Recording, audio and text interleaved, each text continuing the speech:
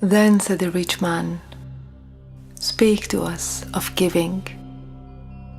And he answered, "You give but little when you give of your possessions. It is when you give of yourself that you truly give. For what are your possessions but things you keep and guard for fear you may need them tomorrow? And tomorrow, what shall tomorrow bring to the overprudent dog, burying bones in the trackless sand, as he follows the pilgrims to the holy city? And what is fear of need but need itself?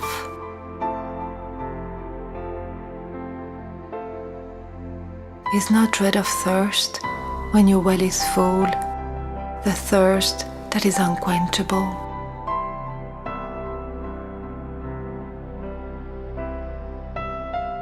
There are those who give little of the much which they have, and they give it for recognition. And their hidden desire makes their gifts unwholesome. And there are those who have little and give it all. These are the believers in life and the bounty of life, and their coffer is never empty. There are those who give with joy, and that joy is their reward. And there are those who give with pain, and that pain is their baptism. And there are those who give and know not pain in giving, nor do they seek joy, nor give with mindfulness of virtue. They give as in yonder valley the myrtle breathes its fragrance into space. Through the hands of such as these, God speaks. And from behind their eyes, He smiles upon the earth. It is well to give when asked, but it is better to give unasked, through understanding. And to the open-handed, the search for one who shall receive is joy greater than giving. And is there aught you would withhold? All you have shall someday be given. Therefore, give now, that the season of giving may be yours and not your inheritors. You often say, "I would give, but only to the deserving." The trees in the orchard say not so, nor the flocks in your pasture. They give that they may live, for to withhold is to perish. Surely he who is worthy to receive his days and his nights is worthy of all else from you. And he who has deserved to drink from the ocean of life deserves to fill his cup from your little stream. And what desert greater shall there be than that which lies in the courage and the confidence, nay, the charity of receiving? And who are you that men should rend their bosom and unveil their pride, that you may see their worth naked and their pride unabashed? See first that you yourself deserve to be giver, and an instrument of giving. For in truth, it is life that gives unto life.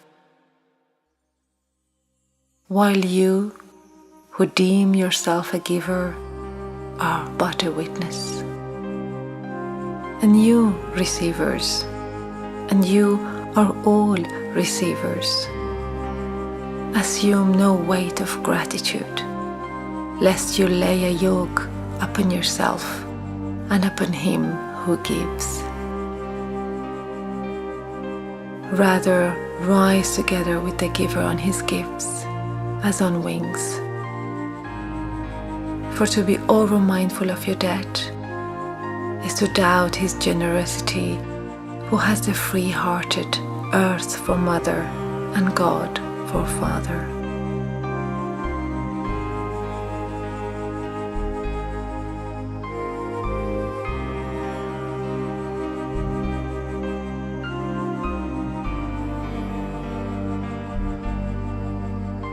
Then a priestess said, "Speak to us of prayer."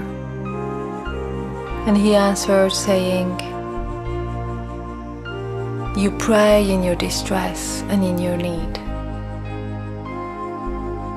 With that you might pray also in the fullness of your joy and in your days of abundance. For what is prayer but the expansion of yourself into the living ether? And if it is for your comfort to pour your darkness into space, it is also for your delight to pour forth the dawning of your heart. And if you cannot but weep when your soul summons you to prayer, she should spur you again and yet again, though weeping, until you shall come laughing. When you pray, you rise to meet in the air those who are praying at that very hour, and whom, save in prayer, you may not meet. Therefore, let your visit to that temple invisible be for naught but ecstasy and sweet communion.